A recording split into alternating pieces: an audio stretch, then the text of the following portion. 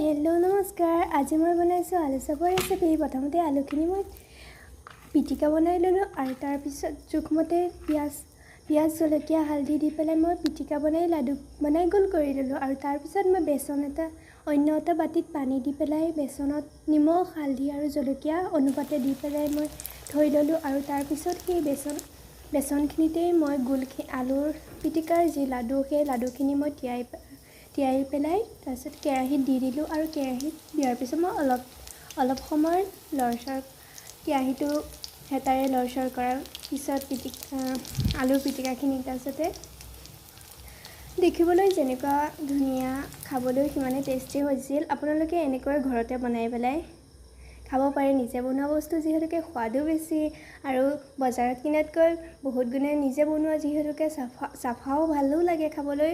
আৰু ইমানখিনিতে ভিডিঅ'টো আছিল। থ্যাংক ইউ ফৰ ৱাচিং।